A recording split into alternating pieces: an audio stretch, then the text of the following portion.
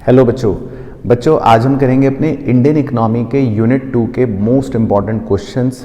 Indian economy जो है basically आपको पता है इसमें हमारे 8 चैप्टर्स हैं और चैप्टर नंबर 4, 5, 6 और 7 को मिलाकर पूरा का पूरा हमारा ये यूनिट 2 बनता है। अब इसके अंदर आपको HCF के क्वेश्चन मिलेंगे, रूरल डेवलपमेंट के क्वेश्चन मिलेंगे, एम्प्लॉयमेंट के क्वेश्चन मिलेंगे और एनवायरनमेंट के क्वेश्चंस मिलेंगे। तो एग्ज़ाम में ये वाला जो यूनिट है पूरा का पूरा यूनिट 2, इसकी वेटेज अच्छी खासी है और मैंने इसका एग्ज़ाम ट्रेंड निकाला जिसमें maximum question MCQ form, 3 markers, 4 markers और मोस्टली मैंने देखा पिक्चर बेस्ड क्वेश्चंस इसमें या डेटा एनालिसिस बेस्ड क्वेश्चन काफ़ी आए हुए हैं। तो मैंने उन्हीं को इनकॉर्पोरेट करके ये पूरी वर्कशीट तैयार करी है आपके लिए। तो सारे क्वेश्चंस आप मेरे साथ साथ देख सकते हो अच्छे से।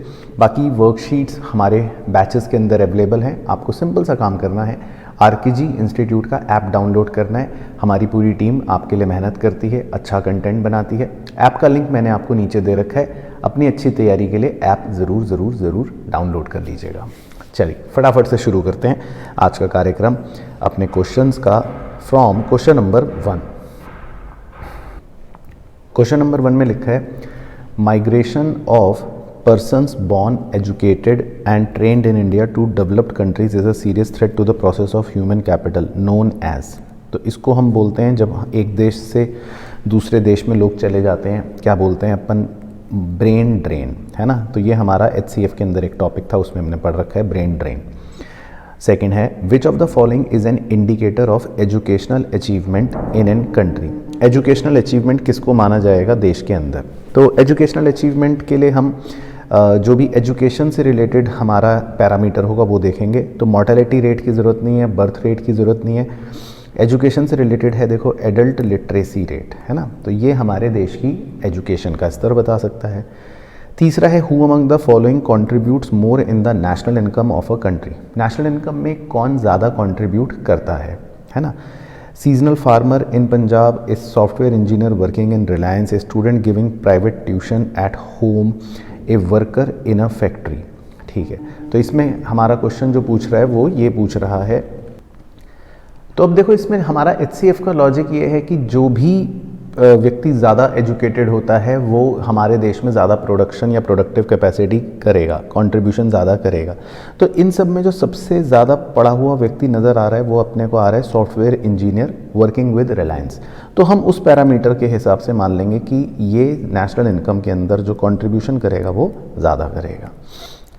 बाकी सब्जेक्टिव क्वेश्चन है लेकिन ठीक है, एक पैरामीटर के बेसिस पर हमने बी ऑप्शन बोल दिया।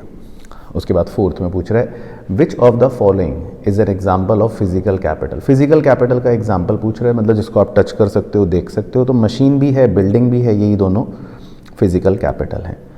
उसके बाद है तनवा a programme initiated in Tamil Nadu aimed at. बहुत ही इंपॉर्टेंट क्वेश्चन है, NCERT के अंदर हमें पता होना चाहिए तनवा क्या है, तमिलनाडु वुमेन इन एग्रीकल्चर। तो ये किस पर फोकस करता है बेसिकली, ये हमसे पूछ रहे।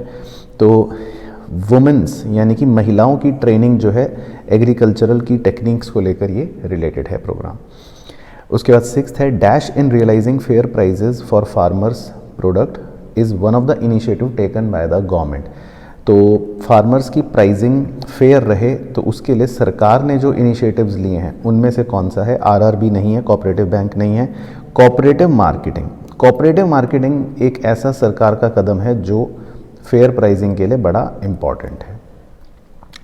उसके 7th है the main objective of RRB is to provide credit to, है ना। एग्रीकल्चरल मार्केटिंग में था RRB रीजनल रूरल बैंक्स, इनका नाम ही रीजनल है। तो ये काम करते हैं रूरल एरियाज़ में जो वीकर सेक्शन है उनको क्रेडिट प्रोवाइड करने के लिए।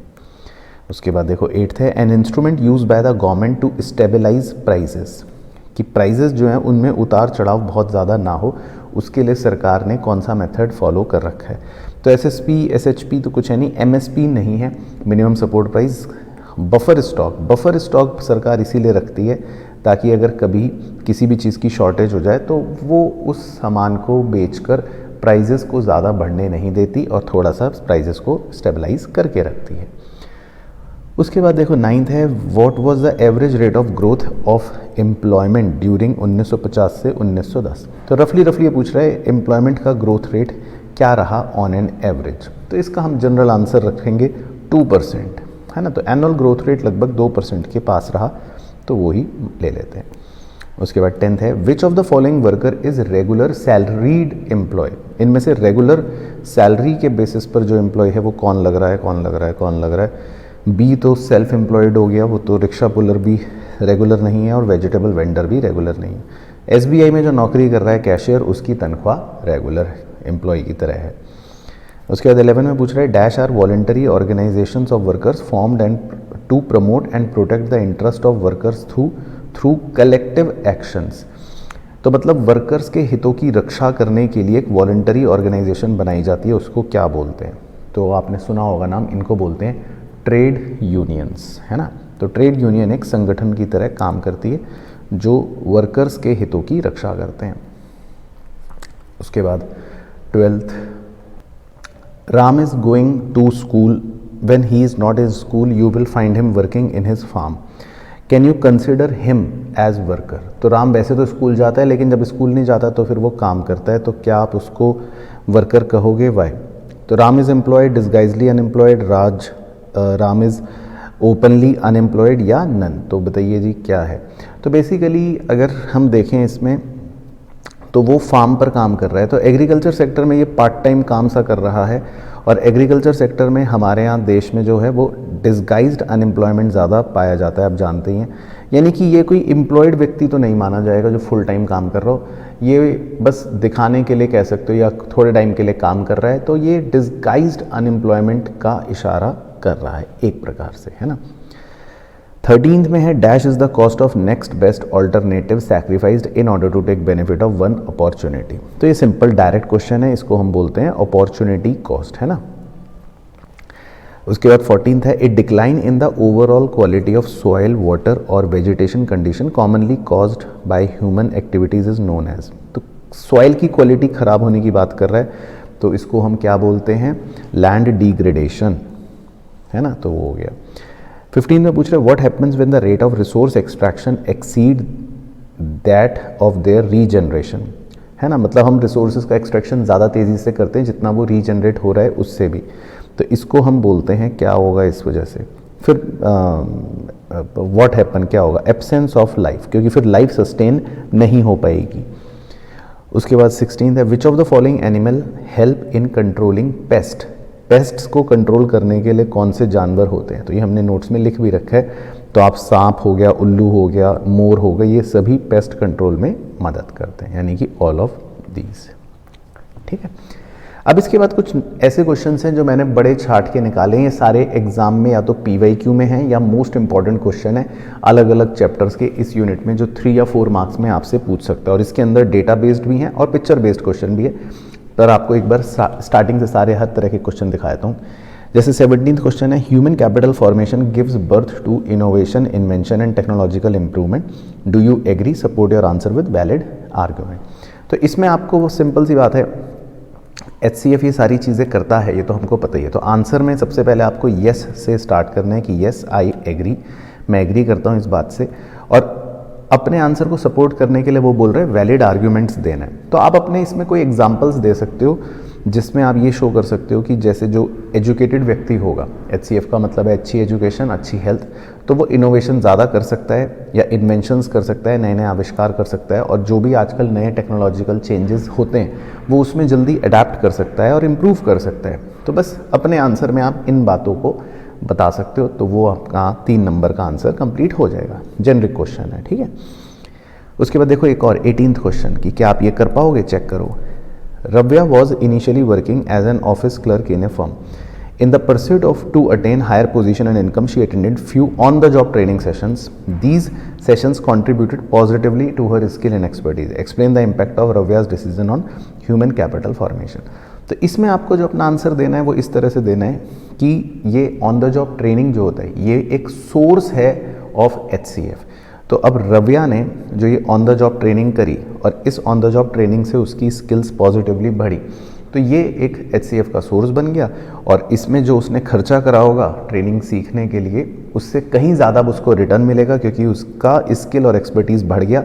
तो इन फ्यूचर उसको अर्निंग करने का ज़्यादा मौका मिलेगा और देश में वो अच्छा कंट्रीब्यूशन भी कर पाएगी, देश का भी प्रोडक्शन इस वजह से बढ़ेगा और जीडीपी भी बढ़ेगा, बस। तो ये बताना है।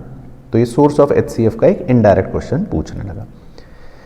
उसके बाद देखो 19th, discuss briefly why agricultural diversification is essential for sustainable livelihood.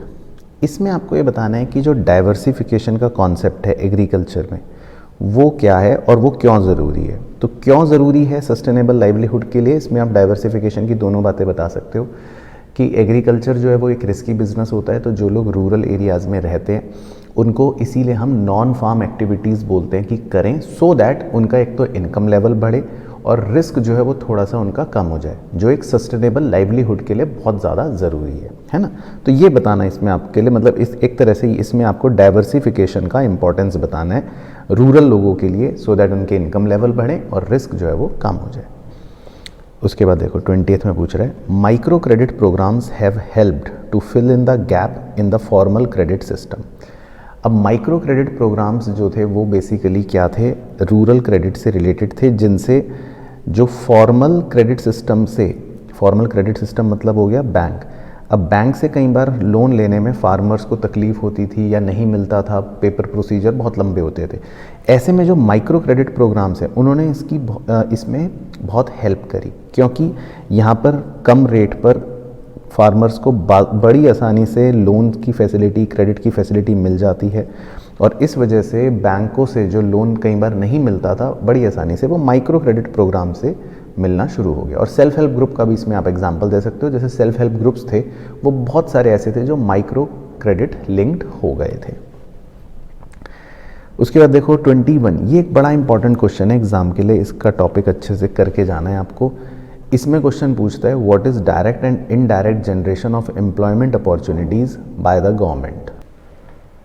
तो देखो गवर्नमेंट जो है वो डायरेक्ट और इनडायरेक्ट तरीके से कैसे करती है, इसका लॉजिक आपको पता होना चाहिए। अगर पहले डायरेक्ट की बात करूँ तो डायरेक्ट का मतलब तो ये है कि सरकार के जो भी मान लो डिपार्टमेंट्स हैं उसमें सरकार डायरेक्ट जो भर्तियाँ निकालती है कि भाई आप हमारे ऑफिस में, हमारे यहाँ वैकेंसीज निकली है 200 लोगों के लिए, फिर लोग अप्लाई करते हैं और सरकार अपने दफ्तरों के अंदर उन लोगों को नौकरियाँ दे देती है। वो तो एक डायरेक्ट एम्प्लॉयमेंट हो गया। लेकिन इनडायरेक्ट एम्प्लॉयमेंट जो है बड़ा ही इंपॉर्टेंट है, ये याद रखनी इसकी कहानी। इनडायरेक्ट एम्प्लॉयमेंट में क्या होता है कि सरकार जो होती है वो किसी प्राइवेट कंपनी है मान लो, जिससे सामान खरीदती है, जिससे रॉ मटेरियल खरीदती है, वो उनको एक बहुत बड़ा ऑर्डर देती है कि भाई आपसे हम 100 करोड़ रुपए का सामान खरीदेंगे या रॉ मटेरियल खरीदेंगे फॉर एग्जांपल। अब ऐसे में प्राइवेट कंपनी वाला जो उसको लगता है यार ये तो बड़ा ऑर्डर मुझे देना पड़ेगा और इसके लिए तो मुझे कई लोगों की आवश्यकता है अपनी फैक्ट्री में सामान बनाने के लिए, तो ऐसे में प्राइवेट कंपनी वाला अपनी फैक्ट्री में नए नए लोगों को नौकरियों पर रखता है। तो ये भी एक सरकार का तरीका होता है एम्प्लॉयमेंट बढ़ाने का, लेकिन इसमें सरकार डायरेक्टली खुद अपने यहाँ नहीं रख रही नौकरी पर, लेकिन प्राइवेट कंपनियों के माध्यम से इनडायरेक्टली एम्प्लॉयमेंट बढ़वा ही रही है देश का। तो ये तरीके को बोलते हैं इनडायरेक्ट। तो ये पूरा सेम चीज़ आपको याद होनी चाहिए, हमने बुक में आपके साथ डिस्कस कर रखी है, मार्क कर रखी है, लिखवा रखी है। उसके बाद देखो 22, the following table shows the population and worker population ratio of India in 1999-2000।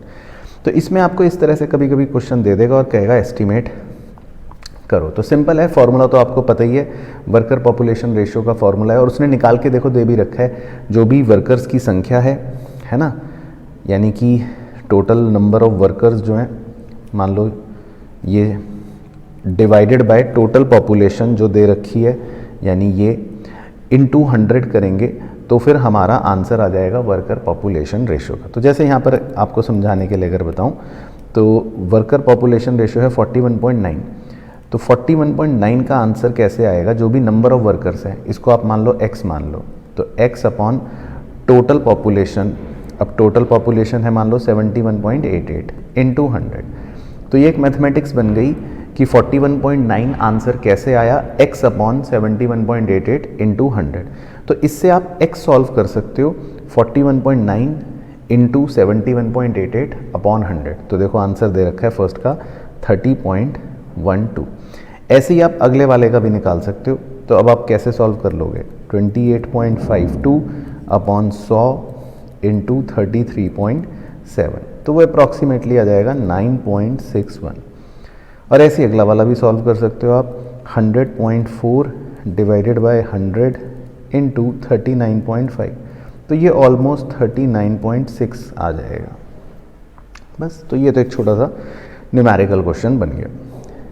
उसके बाद देखो एक और क्वेश्चन है, how has the supply demand relationship led to degradation of environment. ये एक अच्छा क्वेश्चन है एनवायरनमेंट का, जिसमें सप्लाई डिमांड रिलेशनशिप के बेसिस पर पूछ रहा है कि पर्यावरण को कैसे नुकसान पहुंचता है। तो बड़ा सिंपल आंसर देना है आपको अपनी कहानी को समझाते हुए कि जब भी डिमांड सप्लाई से ज़्यादा होती है ना, अब हमें आज के ज़माने में चीज़ों की आवश्यकता बहुत ज़्यादा है और रिसोर्सेज उतने कम हैं, तो डिमांड है ज़्यादा, सप्लाई है कम। तो ऐसे में हम एक्सप्लॉइट करते हैं अपने रिसोर्सेज को, एक्सट्रैक्शन करते हैं बहुत ज़्यादा, और हमारे रिसोर्सेज उससे धीरे धीरे ख़त्म हो जाते हैं या फिर एनवायरनमेंट को बुरा प्रभाव झेलना पड़ता है ना। तो यही हमारे डिग्रेडेशन ऑफ एनवायरनमेंट का कारण है। लेकिन आज से बहुत वर्षों पहले अगर हम चले जाएं, तब ऐसा नहीं था, तब डिमांड कम थी या सप्लाई ज़्यादा थी, तो एनवायरमेंटल डिग्रेडेशन इतना नहीं होता था। तो ये बताना है आपको, है ना। उसके बाद 24 देखो, economic development in India has been accompanied by environmental concerns, do you agree with the given statement, give reason in support of your answer.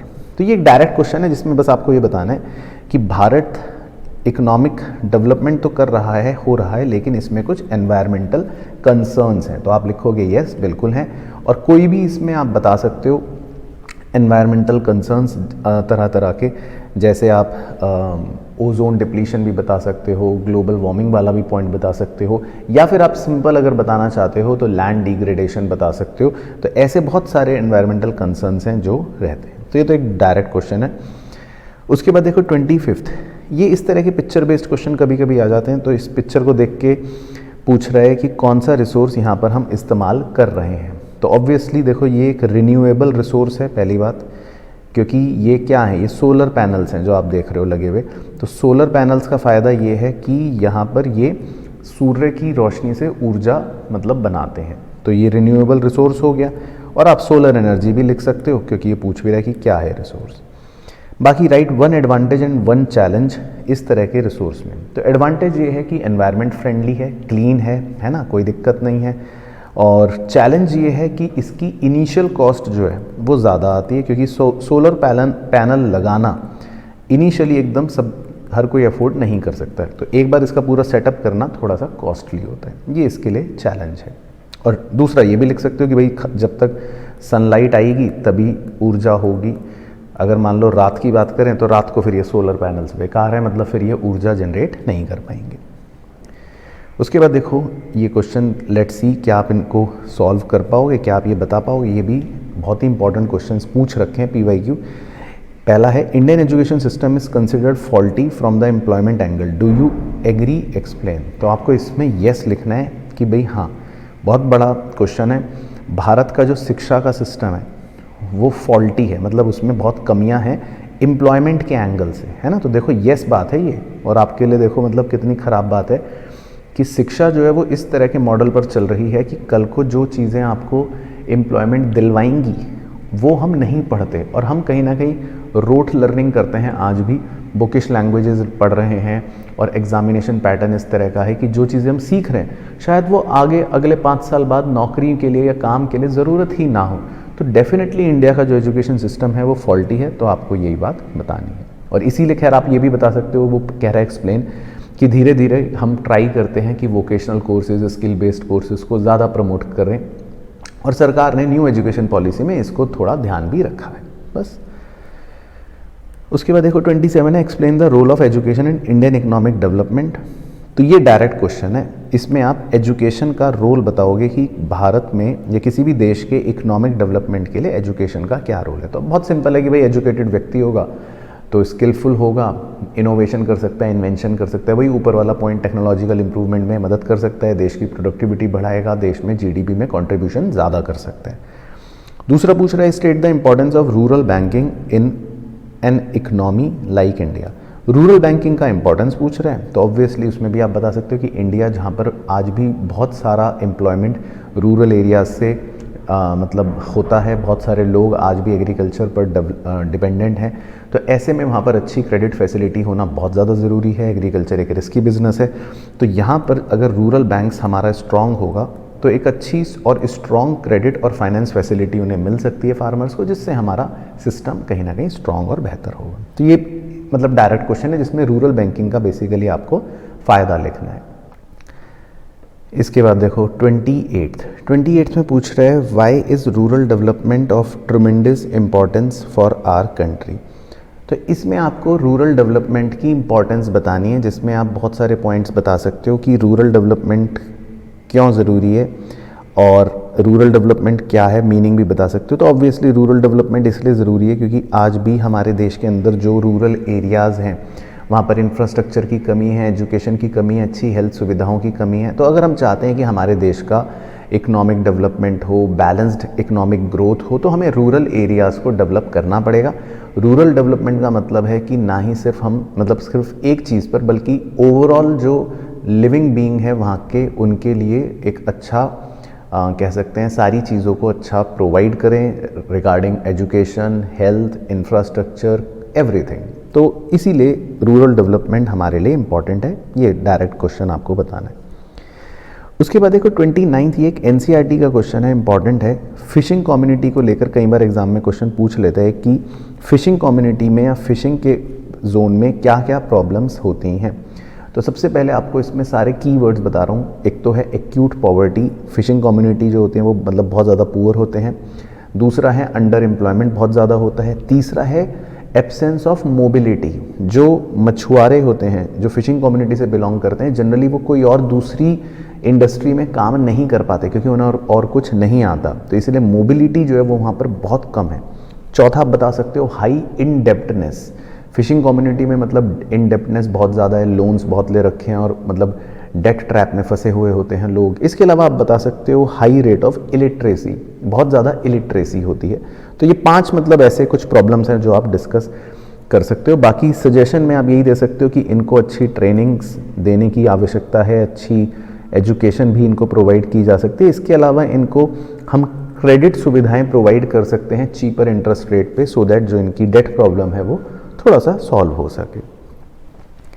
फिर उसके बाद देखो 30 एक क्वेश्चन है, despite women participation in family farm activities they are not categorised as workers, explain why. तो ये exam में पूछ चुका है क्वेश्चन कि जो महिलाएं हैं वो भी पार्टिसिपेट करती हैं फार्म एक्टिविटी में, फिर भी हम उनको वर्कर नहीं मानते। तो इसके 2-3 रीज़न आप बता सकते हो। पहली बात तो भाई वो इससे अर्निंग नहीं अर्न कर रही। दूसरी चीज़ कि भाई जो डिस्गाइज्ड अनएम्प्लॉयमेंट है उसका भी ये पार्ट होती है कई बार।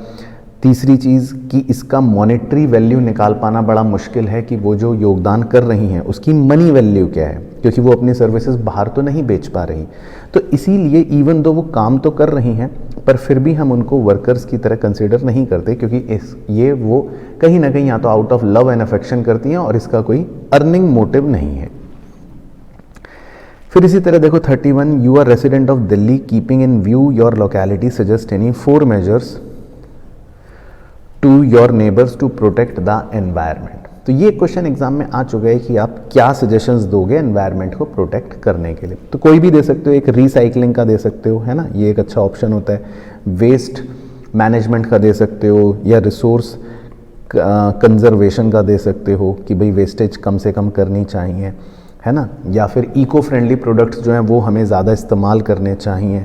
इस तरह से कोई भी मतलब आप जेनरिक 4 सजेशंस दे सकते हो। क्लीनर फ्यूल्स का हमें यूज़ करना चाहिए, ना कि ऐसे फ्यूल्स का जो पॉल्यूशन मचाएं। तो ये कोई भी सजेशन हम दे सकते हैं जो हमारे पर्यावरण की रक्षा करेंगे। चलो, तो ये वो क्वेश्चंस हैं जो हमारे इन सब चैप्टरों से रिलेटेड टॉपिक से पूछ सकते हैं। तो अब आप एक काम करना, आप इन सब क्वेश्चंस के टॉपिक को एक बार अच्छे से गो थ्रू करना। मेक श्योर कि जो क्वेश्चंस ये मैंने आज डिस्कस करे इनके बिल्कुल एप्ट आंसर आप लिखने में सक्षम हो, और अगर आपके पास टाइम हो तो इनको आंसर्स को लिख कर भी एक बार प्रैक्टिस करके ज़रूर देख लेना। बाकी आज के वीडियो में बस इतना ही। मुलाकात करूँगा आपसे नेक्स्ट वीडियो में।